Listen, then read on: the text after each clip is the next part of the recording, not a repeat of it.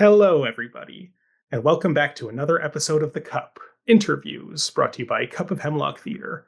I will be your host for this episode, Ryan Borochovitz, and I am delighted today to be joined by two very interesting guests, artists, and arts administrators who are here today to talk to us all about the 35th year of the SummerWorks Festival that just concluded, running from August 7th to 17th here in Toronto.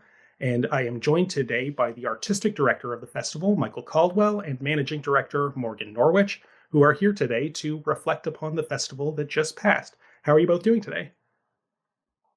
We're tired. I can imagine. I can imagine you are.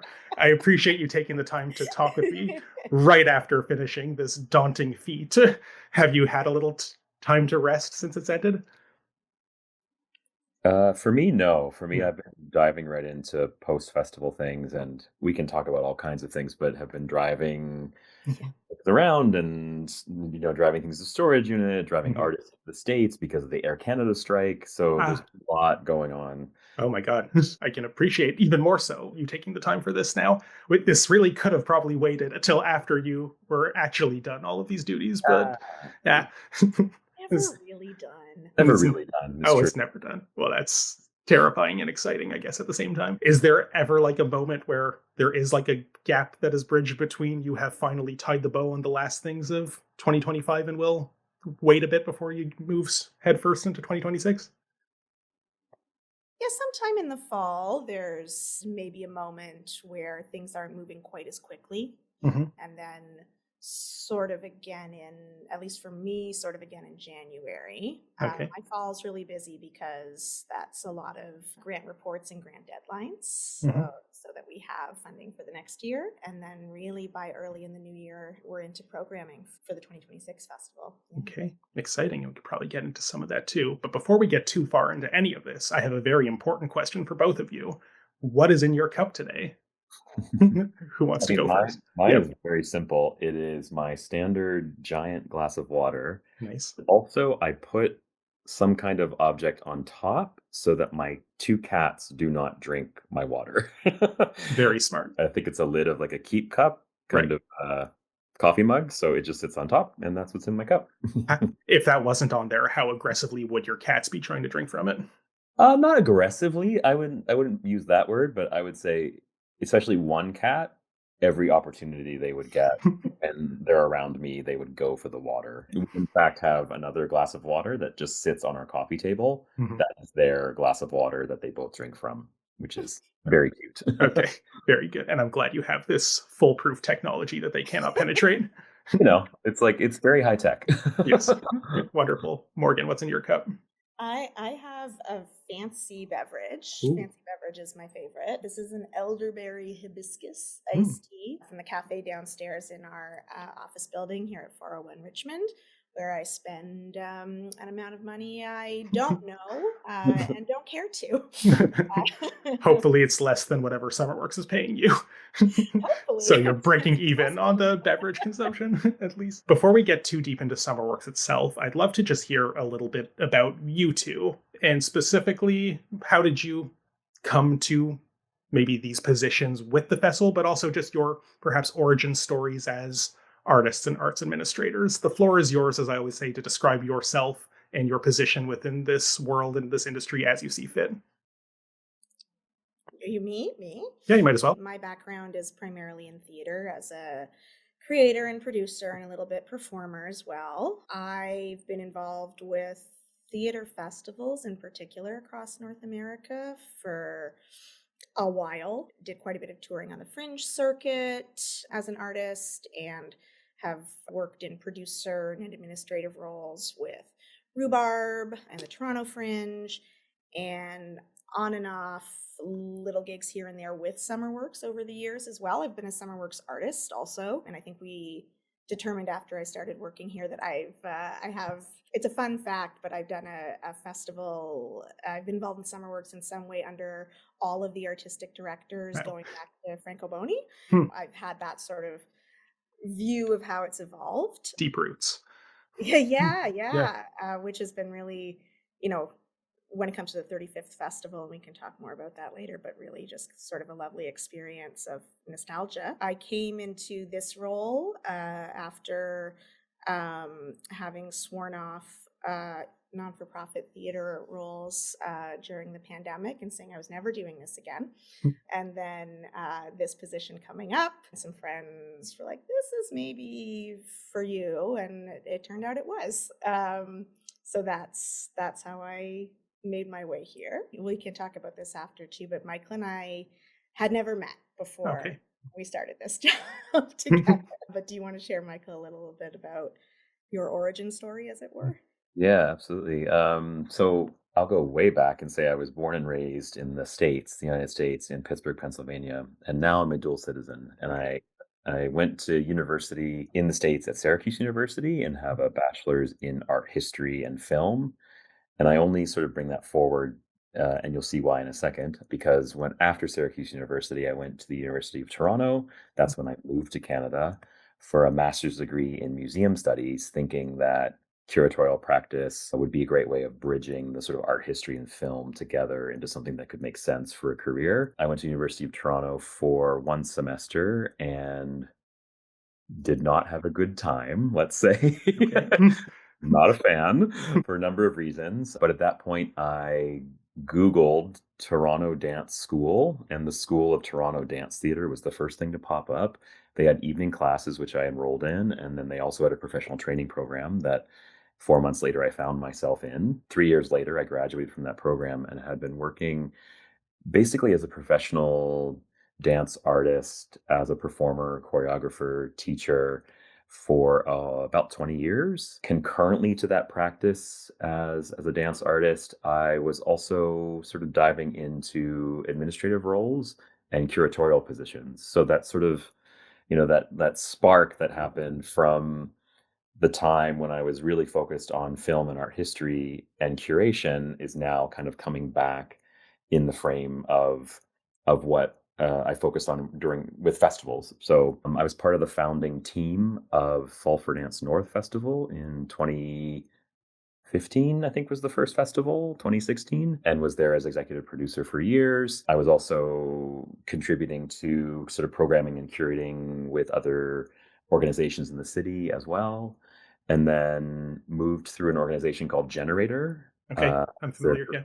Yeah, I was there for about a year and a half as the creative director, or I rebranded my title as creative director. Someone had to. Not many other things are happening at Generator. But then, yeah, this opportunity at SummerWorks popped up. Like Morgan, I was also a festival artist during the pandemic. Actually, I was one of the artists at work in an online capacity. And I was also, aside from being just a fan and an audience member at SummerWorks for years, I was also part of the artist advisory, which supported the previous artistic director, Laura Nanny, to program the 2019 festival. So I think in similar ways, we were both kind of crossing paths with SummerWorks a lot over the years and lucky to jump into these positions when we did. Sounds like you both bring a plethora of very relevant experience that I think has been foundational to the type of work you're doing. Morgan, you alluded to this a moment ago. I'd like to know about your two working relationship, because as you said, you didn't know each other prior. So how did you find that experience of being brought together in these dual roles and making your way as a unit? I mean, we always say sort of kudos to the board at the time and the search committee that brought us together, because it was completely independent, parallel paths. And then they said, why don't you guys go out for coffee? And it was really just to make sure we don't hate each other, kind of. What would have happened? Yeah, what would have happened if you went out for coffee and did in fact hate each other? I don't know. Was it too late to pull the plug on this partnership by that point? Who would have gotten to stay? We'll never know that timeline. Because you thankfully did not hate each other. That's good. No, we didn't. We clicked pretty quickly. In those histories that we talked about, I think probably the thing that came forth quickest was that we do share a lot of the same values when it comes to both artistic creation and the idea of art service and the role that a festival like SummerWorks can play in the development of artistic work and careers, and the role of leadership in that service and in supporting that. What else, Michael? I mean, ultimately, it's also like when we were both offered the position, we were like, "Who?"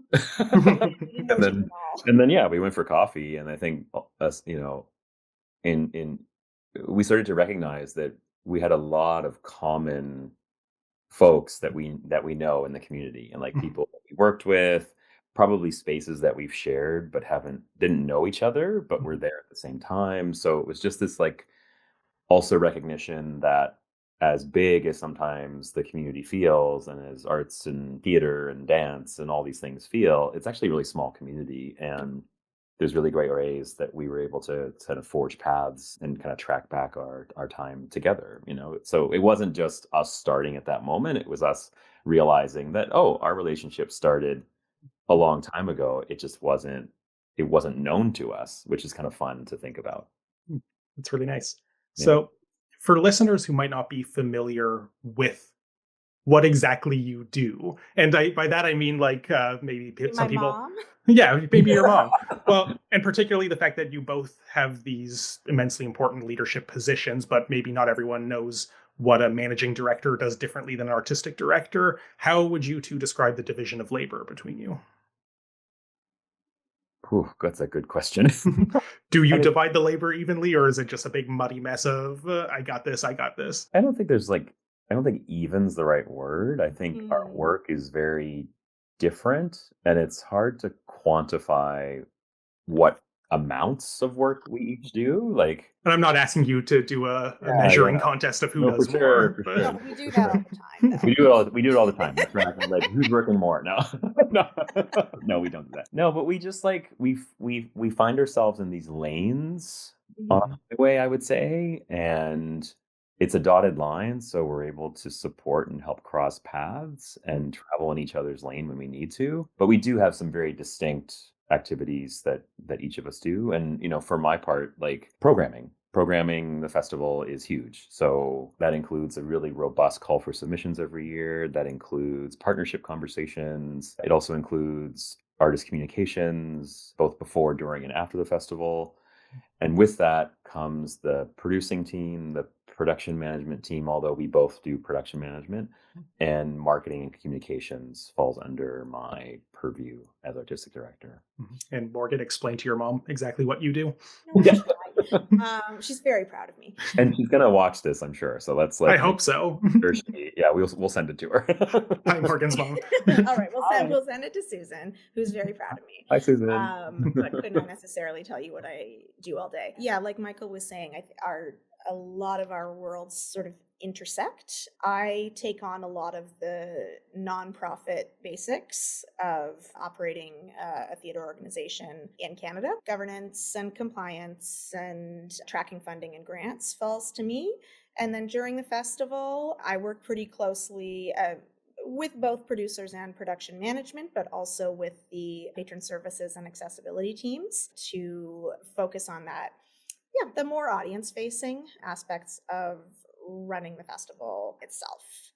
And then I think the nicest thing about getting to work together like this, and why I think more and more organizations are kind of looking at this idea of a co-leadership model, or breaking away from like a sort of tiered executive director, artistic director, is there's a lovely shared accountability that we get to have.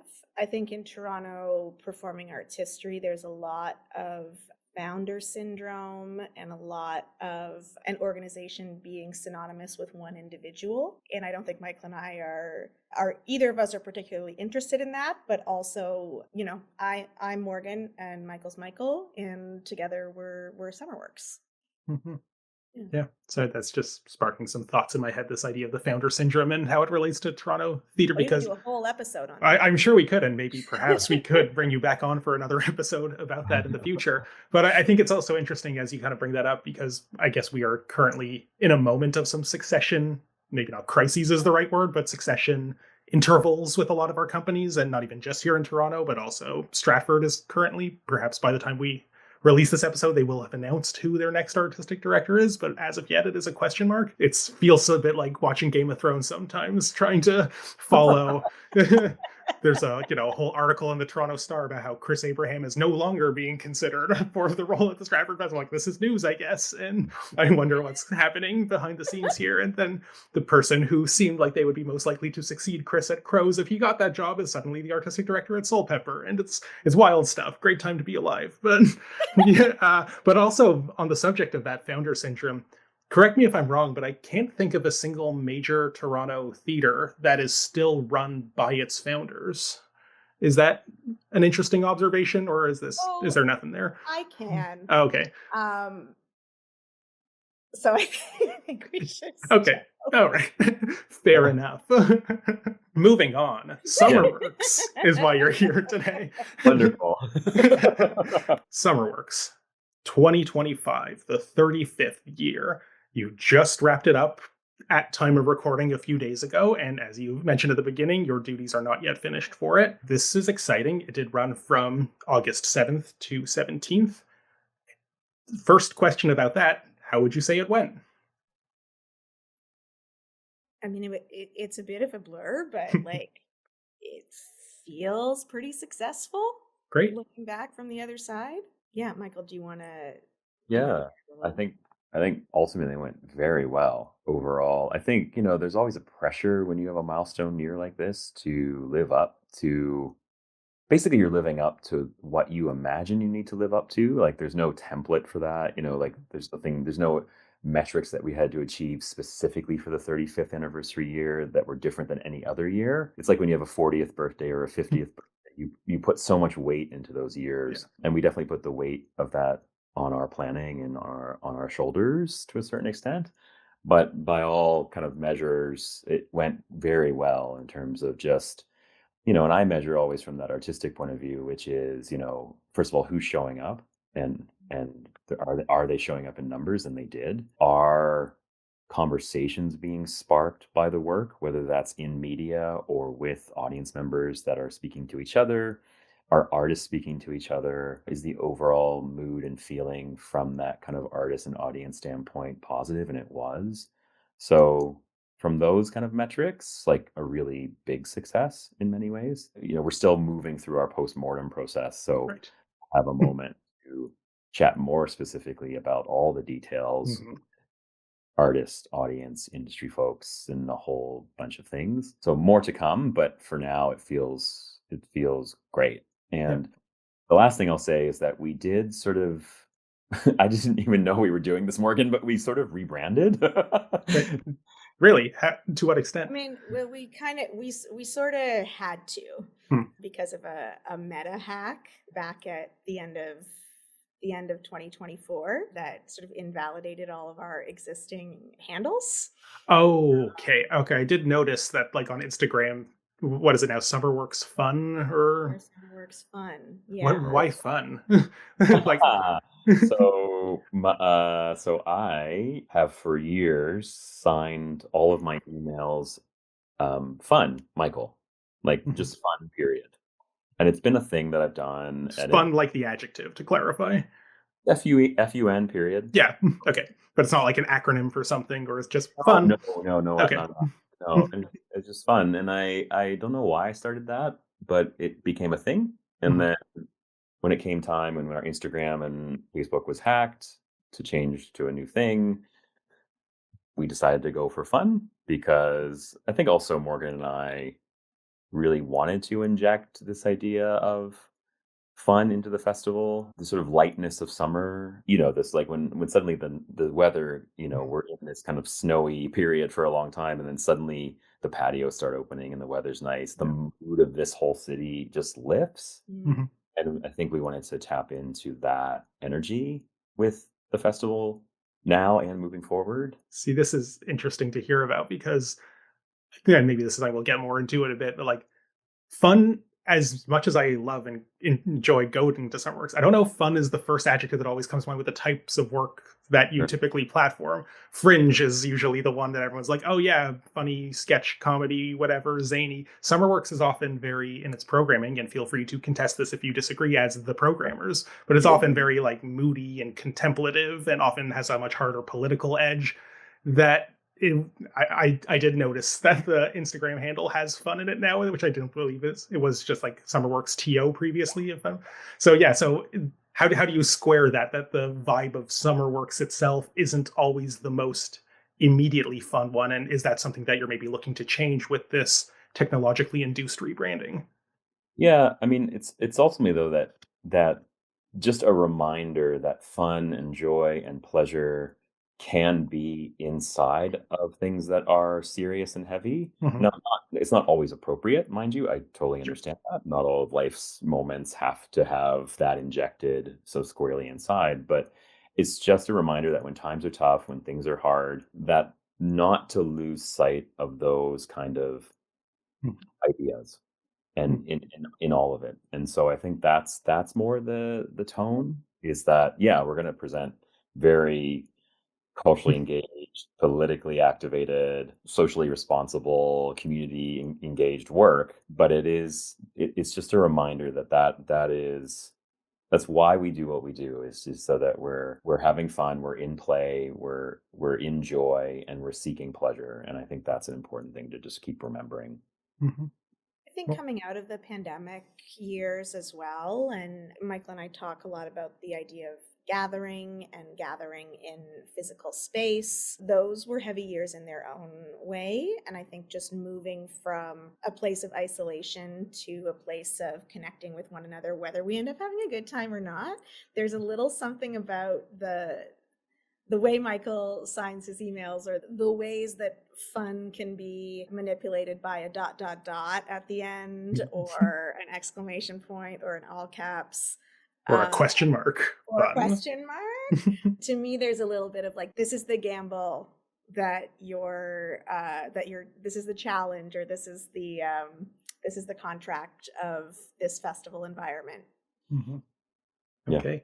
Fascinating. Yeah, no, that's really interesting to hear. Aside from just needing to get new social media accounts, because you describe it as a rebranding, not just a technical nuisance. So, were there other ways that you consider this a rebranding effort? I mean, certainly our merchandise this year is all fun related. It's fun and with an and we've used that across the board with most of our merchandise. And I would say just with some of our processes internally, and then also how that's brought forward to an audience, like we for one instance, we used to have our signage boards used to be printed times and dates and performances, and now we hand draw them. Just a Yeah. simple switch to that kind of opens up the door to this idea of lightness and fun, also the creation of that as well. So there's just like shifting a few little things here and there to create an environment that's just like, oh, there's a little bit more of a looseness. Still a rigor to what we do, but a looseness to how it's brought forward, so that this sort of the tightness of it is a little bit let go of. And that maybe is just a felt thing. And maybe, audiences aren't recognizing all the specific little things that have happened, but that's part of the energy, I think, of what we're trying to do from a like an internal ways of working kind of position. Hmm. That's interesting. This Yeah. leads very elegantly to the next thing I wanted to ask you, is that in 2023, shortly after you first took these positions, you both appeared on Phil Rickaby's podcast, Stageworthy. Yeah. He asked you an interesting question about how once you get this first festival under your belt, how do you envision how your particular stewardship of the festival is likely to evolve, or what it'll become, or how do you envision it? And you both very candidly and very cheekily admitted that you don't know. And it was a fun moment in that episode. Well, it's been 2 years now since you said that. You've gotten a few of these under your belts. Same question. Hmm. Can you ask the question again? The question, and apologies, Phil, if you're watching this, and I don't phrase it exactly how you did, but how do you envision your unique stamp as curators and leaders of this festival?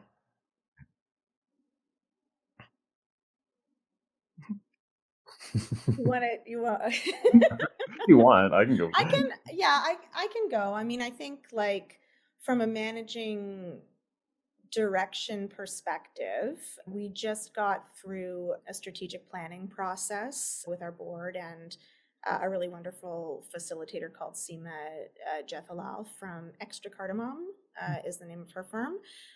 And I think For me, deeply tapping back into some of the SummerWorks values that have been set by our predecessors and that we really leaned into moving forward in the creation of a strategy around those. It feels like there's like some concrete stuff that I'd like to see happen over the next couple of years and that we're already acting on and enacting, to do with accessibility, to do with community relationships, how we work with our festival team, how we work with each other. So I think I don't know. My goal is to bring some ease to producing a festival. And so I think a lot of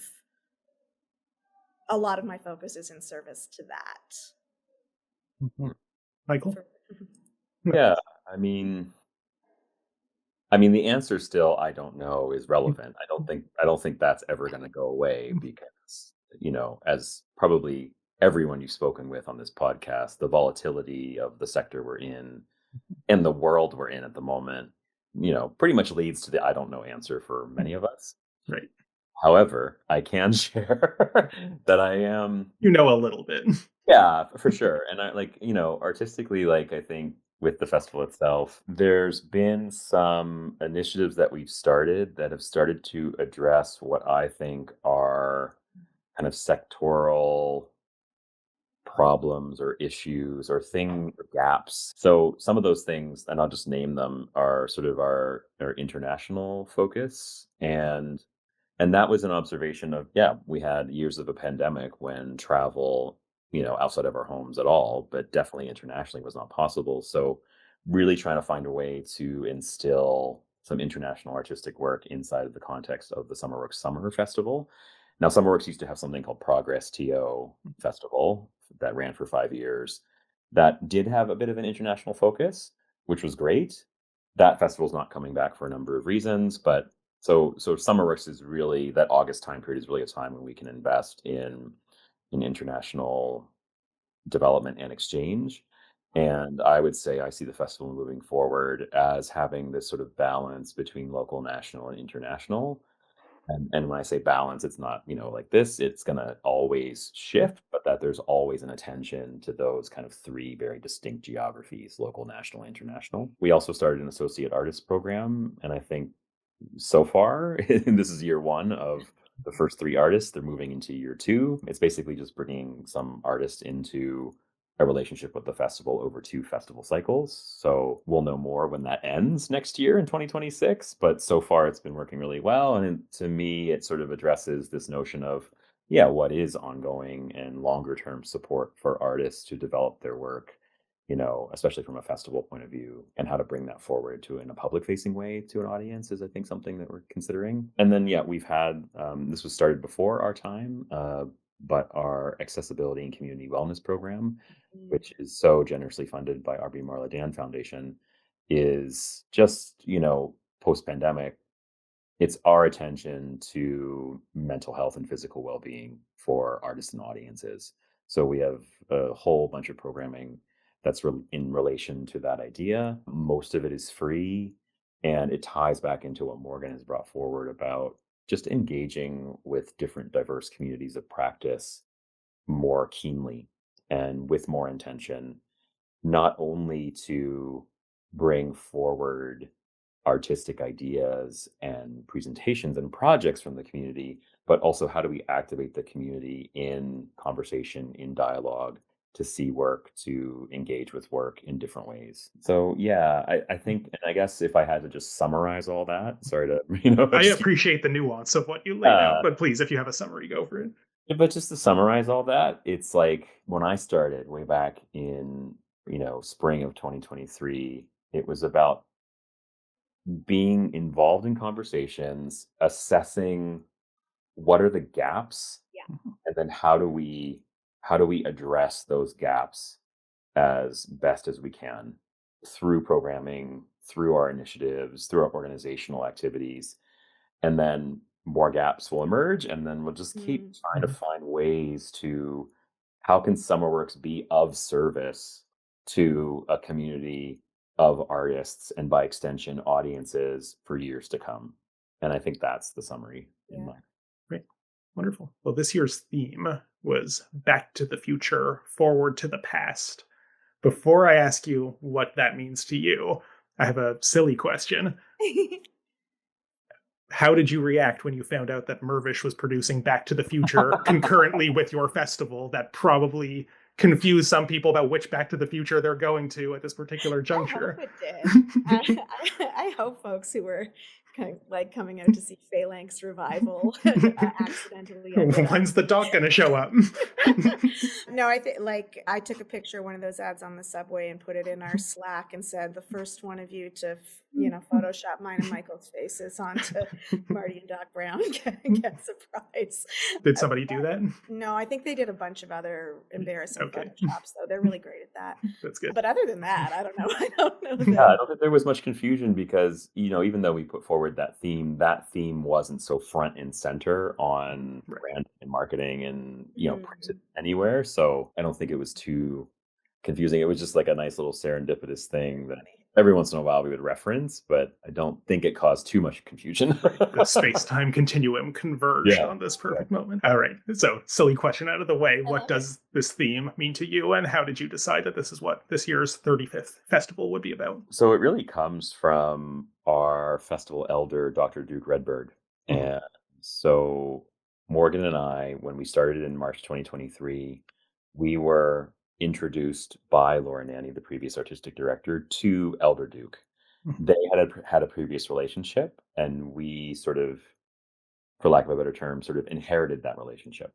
And so we started to meet with Elder Duke on a sort of regular basis, not too often, but every once in a while we would have a meeting and a conversation to talk about the festival SummerWorks, but also just to connect and just have a moment to just ground ourselves in the here and now in Takaranto with Elder Duke's wisdom and words and amazing good humor. And also his partner Nancy as well. We would meet with both of them. And it was now probably over, I don't know, Morgan, like a year and a half ago at this point, probably. Quite a long time ago. We were sitting around and Duke just said, sort of through conversation, and when I say it, it's not going to have the impact. But when Elder Duke said it impacted us greatly. It was, instead of looking back to the future, let's go forward to the past. And he was referencing the movie. Well, there you go. It all fits together. Referencing Marty McFly and Doc Brown and all the wonderful things in that movie. But it stuck with us. It was a quote that was just there, stuck in our beings, Morgan and I. And then as we were thinking about approaching a 35th anniversary, it's a milestone, it's a time of reflection, it's like 35 years has passed, what are the next 35, what are we going to do in this festival? It just organically turned into the theme.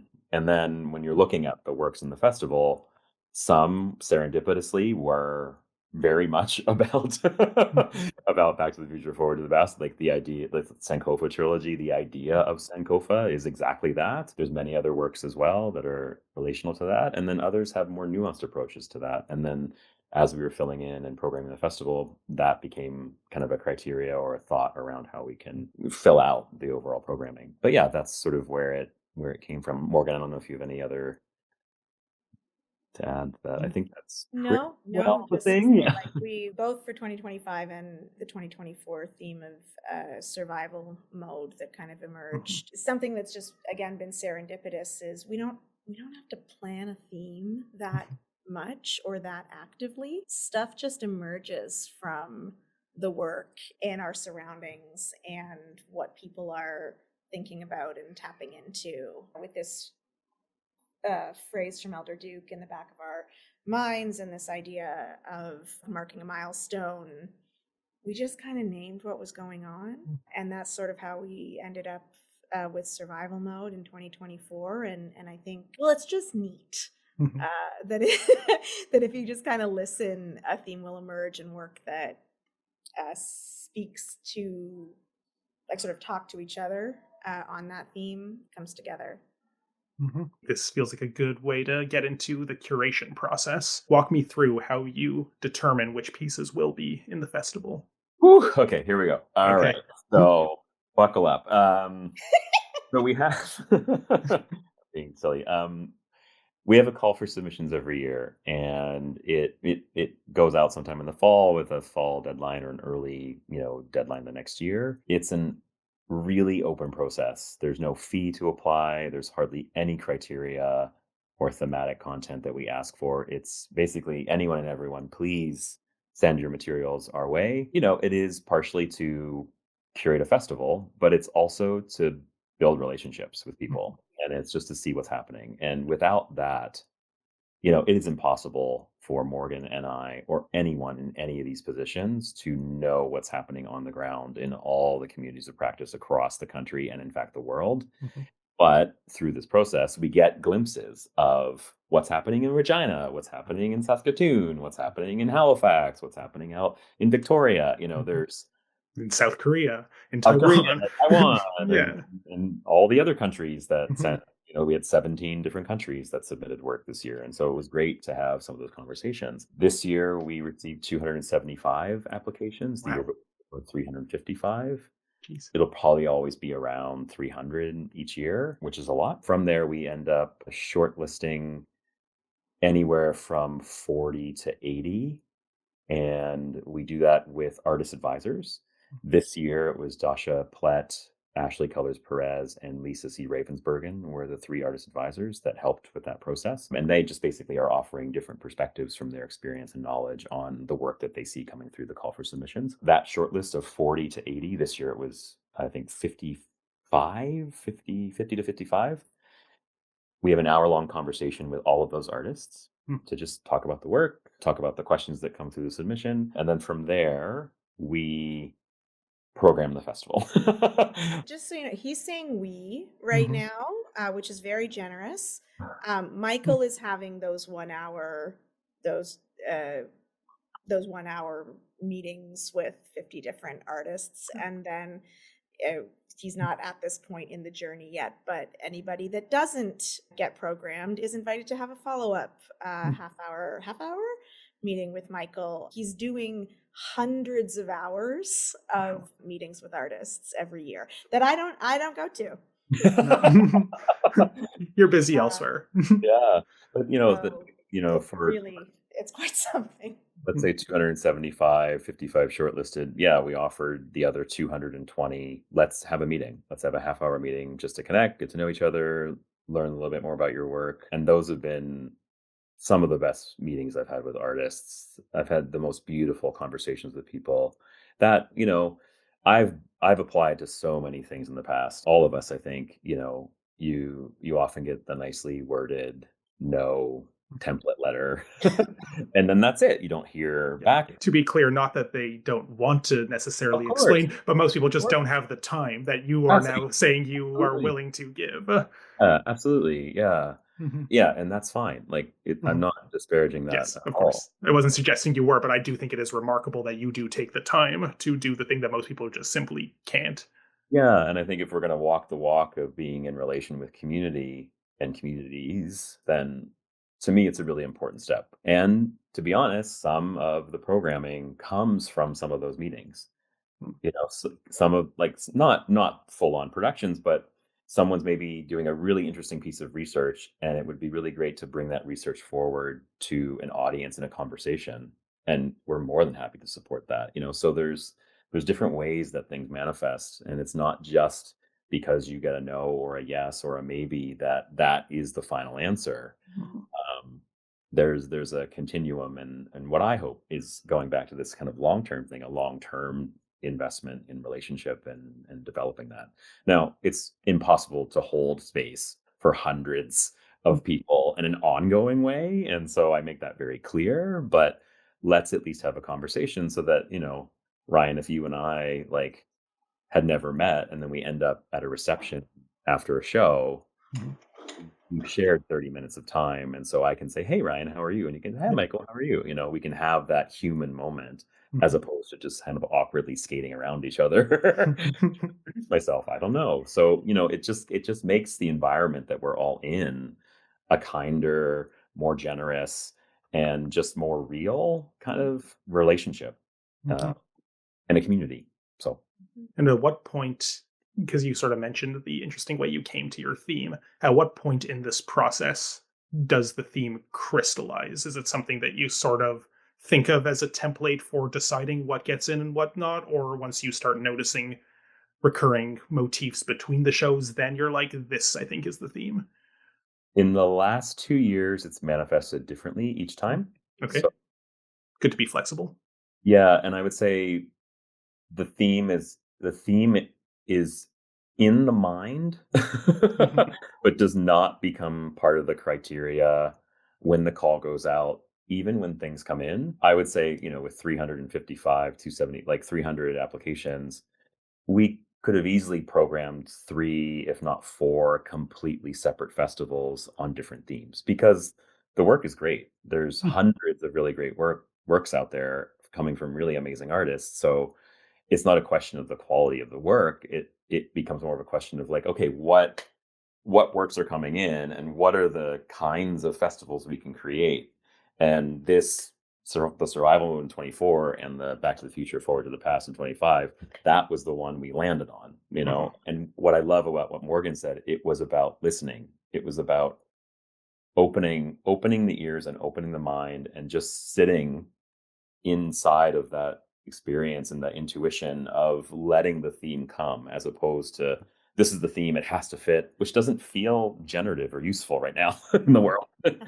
These rigid kind of definitions, it feels nice to just open it up a bit. So it comes sort of somewhere it just flows in during the process. I think this is kind of interesting because, from my experience of this year's festival, if I had to apply what I would call a post hoc theming to some recurrent threads that I found in a lot of the works that I saw, and this certainly doesn't apply to all of them, which we could talk about in a moment, but silence, Mhm. silence and stillness were things that I noticed between certain things like Body Symphonic, Le Concierge, Jason, the Red Rose Bleeds. There was a lot of silence, and appreciation of the silence was something that I noticed, that I was like, based on just this kind of limited self-curated selection that I have here, I'm like, this feels like a theme. I don't know if it relates as much on its own terms to the theme that you so astutely kind of used to compile your own curation, but what is your thought on, I'm not saying like take my theme, you should have done this instead, but but was the recognition of that recurrent thread across these pieces something that you thought of or noticed as you were going through this process? I mean, I didn't notice it as a theme per se. I Or a was very motif if we're talking literary theory, I guess. yeah, yeah.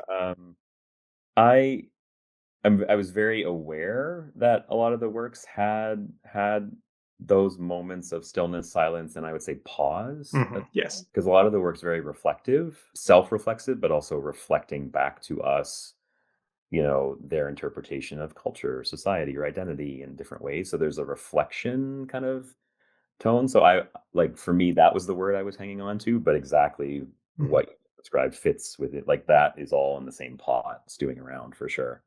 Mhm. Yeah, that's great. I love that. And I Yeah. love that you've discovered that. I think that's amazing. And that's what I hope happens as well. Is yeah, like the theme we ascribe is sort of just like here's one doorway that you can move through. Mhm. But but please like find your own doorways, crawl through the window, climb the ladder and jump over the wall. Like I love that you discovered that or uncovered that. And I would say that as much as that was something I did notice, I think imposing that as a theme might be limiting to works that maybe don't fit, like Bleu Neon, for example. Nothing silent about that. So maybe that makes it feel like that work is on the periphery of what everything else is doing, whereas something a little broader and more plastic, like Back to the Future, Forward to the Past, is a little more malleable in that way. Right. Yeah. Mhm. I think this is a good way to get into some of the more specifics of as we've just begun doing, of the shows that you featured. Oh, What were some highlights for you? oh boy. Everyone always asks us, "What's your favorite?" Or I said highlights, not I favorite. I know, know "What's your picking one highlight?" is a terrible thing to do. No, for sure, for Also, sure. as if I was able to get out to see all of them. I, Fair. I Yes, was you're not. busy. I can start though. I would say for me, really, again, of what I was able to get out and Mhm. see, which isn't Always Everything, was Phalanx, Mhm. which I mentioned earlier, Phalanx Revival. That piece I hadn't been familiar with the original work by Healer Latoya, only that this was a reprisal or a response or revisiting. And there was something so moving about the experience of walking a path that was walked by most of these same performers before in this roving sort of guerrilla dance performance, and imagining or remembering how the landscape of the city has changed in the years in between. And also just like I said, the sheer volume of people that followed this performance. It was the first night, and I have my little clicker counter because I'm very obsessed with that, because the government's very obsessed with that, and I have to talk to them. Right. But I have my little clicker. It was about 175 people, like 175 to 200 that watched different parts of this roving dance performance, and like about 100 that stuck with it the entire time. And that's not just people who were there to see the performance, although there was a really lovely contingent of just different generations and people who were familiar with the work from before, connected to it or not. But like hop-ons, the way that passersby became so enthralled and so involved in it in this really magical way. I think there was something that both like lived in that Back to the Future, Forward to the Past world, but built its own community in that moment. And yeah, there was something very exciting about it, very special. Nice. Yeah, I would really echo that first evening of Phalanx Revival when both Morgan and I were there. And I remember after it had finished in the Factory Theatre courtyard, and as they were walking up the stairs, Morgan and I just gave each other a bit of a hug and just kind of had a bit of a tear in both our eyes and like a little heartwarming moment. So like even that is a highlight. Yeah. And I would say for me, the highlights are all the little things that happen throughout the festival that, stick in the memory for whatever reason. And some of those that I can just recall off the top of my head was in a performance of Sex Goddess, Riel Reddick Stevens' work. Loved it. Yeah, it's a fast moving narrative, and I think something was happening, and it was a moment in which the character was getting themselves into a compromising position, and someone from the audience out of nowhere just went, "What?" like, and like it was so funny. We all laughed at it, and Riel had a bit of a little tiny break of character, but an acknowledgement of that moment, and I'll remember that for a long time. The magic of live theater. Yeah, Free Steps Grand Canyon was performing at this beautiful location at Evergreen Brickworks, and I just remember these two young girls running up to her as she's performing this very slow moving dance work with all this paper, and they just stand there and watch, like about as close as I am to my laptop at the moment, and they ask, "What are you doing?" I will remember that moment as well. The sort of audible gasp that happened when Jason finished and the lights snapped out, and a few people were like, it happens a lot, but people were like, that little a little exhalation or that little relief of tension that happens is amazing. Irma's mother hugging her at the end of the final show, the closing of our festival. Irma crying, me crying, everyone crying. Like, these are the highlights. Now I'm crying. These are those are the reasons why we do what we do, right? We want there to be a human connection and a human response to the work that we put forward. And those are the highlights. Those are the moments that stick out really strongly for me. Yeah. Wow. No, thank you for sharing all of that. That's really wonderful. On the subject of response, with the shows in the festival having their kind of, let's call them idiosyncratic runs, unlike Fringe, where it's for these 12 days, every show has X number of performances. It can be very difficult, I imagine. Well, I don't have to imagine because I'm in this world, but for you to get critics to come see the work, and specifically because some of the shows have one or two performances only. And it's, often difficult to get that kind of coverage. And I, again, say this from experience that one of my too many jobs that I do is that I coordinated the coverage for Next Magazine, and I tried yeah, that's me. So I tried my darndest, but it was a challenge. You did not make it easy for me, which I do not blame you for at all. But and I had to set criteria for us that something is only eligible for coverage if it has a minimum of 3 performances, and even some of those were challenging. And not all of our reviews were able to come out before that particular show had ended, which doesn't necessarily encourage people to then come see it when they've missed their opportunity, but still, I see the value in this kind of post-festival coverage, post-run coverage. I know the artists probably appreciate it, or depending on what the reviewer says, maybe they don't always appreciate it, but in some cases. How have you been finding, I guess, the media reception?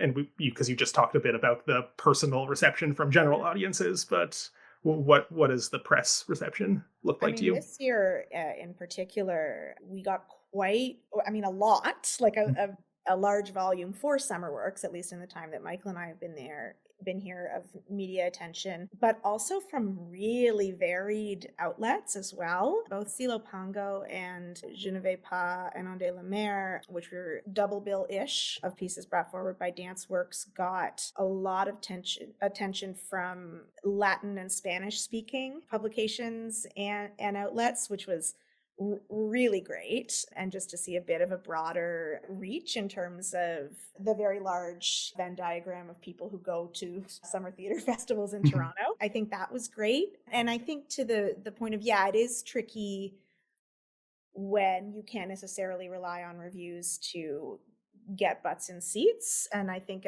we don't really as a result of that. And it's great when it happens, but there's some stuff where, we want most of the things that come forward at SummerWorks to have a life after this. Yes. That's very much the goal, is that this isn't an end point at all. So forward to the past. See? So even if it is stuff that comes out afterwards or that's reflective on the festival as a whole, is of value to those artists. And especially, we did have some reviewers who came out to works in development that we said, right. We're none of mine. None of yours. No, I was very attentive to that, but I understand that not everyone will notice these things. Yes. Or they're going to do what they're going to do. If works are continuing to develop, continuing to tour, any of that kind of, assuming it's constructive, critical feedback, that's something that being in a festival environment is something that artists are going to get. And also that, that hopefully that's what they're after to an extent. Amazing media attention across the board this year, and really a lot of credit to Be Rebel Communications and excellent work they did. Yeah. Excellent work to just secure and, pitch all the projects, all 37, whatever project number we had, I think it was 37. The thing I would just add is that's been our observation, and Morgan alluded to it, is that SummerWorks has always been a launch pad, a platform, a springboard to other things. SummerWorks is the trajectory along the journey of a work or for an artist, and we're so excited to be a part of that point. And in so recognizing it's what can we support in this sort of 11 days with reviews, with attention to support that ongoing next step for the work or the artist or both. Yeah. That makes sense. One of the last shows that I saw at this year's festival was a very appropriate capstone for my experience of it. I won't attempt to say the Korean half of its bilingual title, but The Ghosts Chat, : What is a Festival? And that was a very interesting one to end my festival experience with, this meditation. And I loved it. I thought it was so very charming. But it raises an interesting question right there in its subtitle that I would love to lob to you two, who have to think about this question a lot. So what is a festival? Yeah. Great question. I have some thoughts. Yeah, that's why I asked. It's true. This is the question that we think about all the time. Which makes it appropriate that you program this piece that's directly attacking. And I believe they have a follow-up piece that's already confirmed for next year. The Barham company that is behind that. I feel like I read that somewhere. We can cut this out if I'm wrong. Not Barham Company specifically. Oh, okay. But another project related to this project is potentially coming forward in 2026. Okay. Yes, there will be a project coming forward in 2026 that's in relation to these artists, but it won't be Barham Company specifically. Gotcha. And I believe it also has festival in the title based on what I read. It might. Okay. Also, the Ghost Chat, that title popped up sometime in the spring. I was like, oh, this is a nice session. Okay, nice. What is a festival too? Okay, so what is a festival? I mean, a festival to me is absolutely a gathering, and it's a gathering with intention. And the intention, in my mind, is to absorb creative work in and have that creative material be a base for conversation, understanding, joy, and pleasure. I think that's ultimately what a festival does best. I mean, a festival is many other things than that. That's not the only definition, but I think that is when it's at its best. That is what a festival can do. Morgan? I would add for us, for SummerWorks, and maybe this isn't the case for all festivals, but certainly when I think about what our festival is, what is the most exciting thing about it is sort of what you were describing, Ryan, about this choose your own adventure path through the work that you were able to draw your own connections and experience from. And I think that's something very unique to a festival that a season of performance doesn't necessarily allow for, is to get to see these works back to back, or over a couple of days together, or if you're really intrepid. I think one of our industry folks who came in managed to see like 13 shows just on the closing weekend. Wow. You get to see work in conversation with other work in a way that you don't get to in many other settings. And then, as Michael said, there's this added thing of getting to see the same people over and over again, discuss work, have a drink, enjoy time with one another, and that some combination of those two things is a festival. Yeah. I love that. And I will confirm that I saw everything. Wow. That's really, that is impressive. Suck it, Derek Chua. No, sorry. That's the theme for next year's festival. Do you know how much he happened to see? Because he's usually the record holder with every festival. I don't know. Derek's in Edinburgh this year. Oh, right. Oh wait, did he miss the SummerWorks entirely? Yeah, usually he's on the ball, but no, we didn't see him this year. Also, we love you, Derek. Sorry if that was a silly comment. But yes, it's very rare for anyone to say they attended every piece at a festival, even the people programming it. So, Michael, that is quite the feat that you accomplished. I really wanted to prioritize it this year because I was not able to do that in 2023 and 2024, unfortunately. I had planned to, but things went awry in both those years, and this year there's a lot going on, but I really tried to prioritize it because I thought it was really important. And I'll try to do that moving forward as well. I actually, to be honest, I didn't know it was possible until a month before the festival, we were plotting out our on-site map for the whole internal team.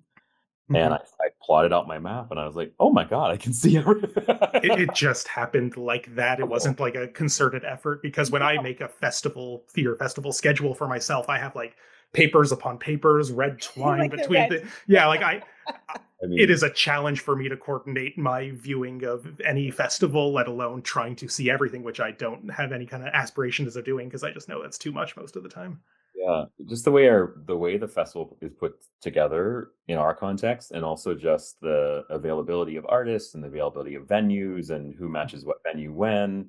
It's like, it wasn't planned, but we had 15 different events and performances on one day, and there were 5 events all happening at 7 or 7:30 on one of those days, and it was purely because 3 of those artists could only do that time on that day, so that's what we do, and how it works. Thankfully, they were all really well attended, which is lovely, but it's just, I would love to create a situation where there's a lot of space, but that's just not the reality. How the festival is put together with exactly the artist availability and the venue availability. Those are the two big factors that need to align. Serendipitousness has come up a lot in this conversation, and it seems like that's just how this worked out. Yeah. I also don't mind if I end up missing some of the work, because I do feel very confident that this won't be my last opportunity to see much of it. I love that. That's great. The truth. Like, you know, I wish that I got to be in more and not just putting out little fires and reconciling box office and things like that. But truly, there are some where it's like, you know what, if I miss it this time, I'll catch it in September at Theater Center, or you know, next year when it's in its full version, if we're in a 2-year this sort of associate artist program. So yeah, no, I love. There's always another chance. I love the spirit of that mentality that you apply to this, and also what I'm hearing from that comment is, Michael, while you were having a ball seeing everything, Morgan was being a firefighter and putting out countless fires at you. We both put out fires. No. We saw each other, like I think Michael was describing when we had our little moment after Phalanx, just in order to make sure that there's that organizational or upper management presence. We're never in the same place at once. So when we have those moments where we get to converge and pat each other on the back and have a little cry. And you know, there were plenty of fires to put out and plenty of emails to send at 4 a.m. So no concern. But I did have a ball seeing everything. It's good to see the work for sure. Yeah. This is my last question, and you might not have a good answer to it because, as you mentioned at the very beginning, you're still concluding this year's festival, but is there anything you can tell us about what we might expect from next year's? Well, the associate artists will bring forward their work in the second year. So Johnny McNamara Walker with Gaylord, Chimeric from Vancouver with a work. We're not quite sure which one yet. And then also Switch Collective bringing forward a sort of performance work in public space. Those three works will absolutely happen. Not much more to share other than the festival next year will likely be a bit smaller. It just, there's more. There's more attention and more investment in milestone years across the board from all kinds of different sources. And I think next year we won't have that same kind of support. And I think it's okay. I think it's great to be able to just like pull back and just like rest a bit and like chill, have a bit of a less chaotic festival and just have a bit more time. So it'll be a little bit tighter, a little bit smaller. And there's other changes, but we won't reveal. Sorry. No, I again didn't expect a good, robust answer to this, but I couldn't not ask it. I guess I'll also ask in this same vein. Not that I imagine you have anything resembling a theme yet, especially based on the conversation we had. Has Elder Duke said anything to you recently that's kind of been wiggling in your brain as maybe there's something there? He said something so amazing in the talk that we did with him. And I don't know that, listen, I'm not committing to any kind of theme. Of course. But this is not binding. This is not binding. But he said something about human beings just being mushrooms with feet. Or mushrooms with legs. That sounds like a theme to me. Mushrooms with legs. Mushrooms with legs. What does it mean? Go. Tap into that like Last of Us kind of funny, or that kind of fan base. Maybe. No, yeah. I mean, when is Elder not saying something wonderful and profound? But yeah, it's far too early to say. I mean, I do have things floating around that I've been thinking about, but nothing has been communicated to anyone outside my own brain. And I think ultimately when Morgan and I sit down to really debrief this festival and consider next year will be the moment when we'll start to develop what that might look like. Well, now, if it's anything other than mushrooms with legs, I'm going to be very disappointed.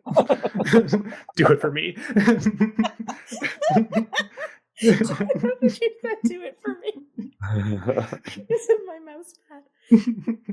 Okay, that's all the questions I had. Thank you both so much for taking the time to talk with me, especially given how busy you have and continue to be with the wrap up of this festival.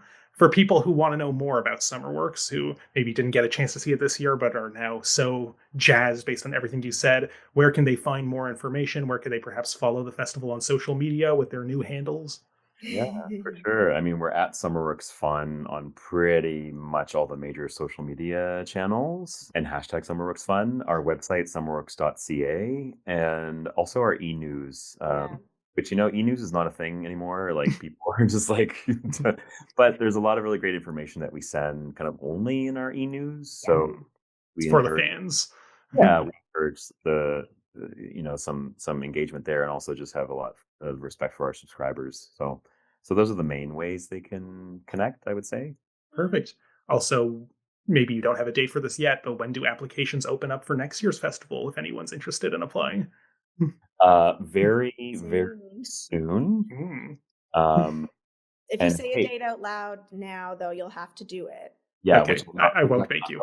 I'm not going to. Give me a half a month. Is it early or late? Which month? Yeah, I mean, what I will say is that we are dividing our call for submissions into two. So there will be, ideally, I'm not holding dates, but ideally that call will go out by the end of this month.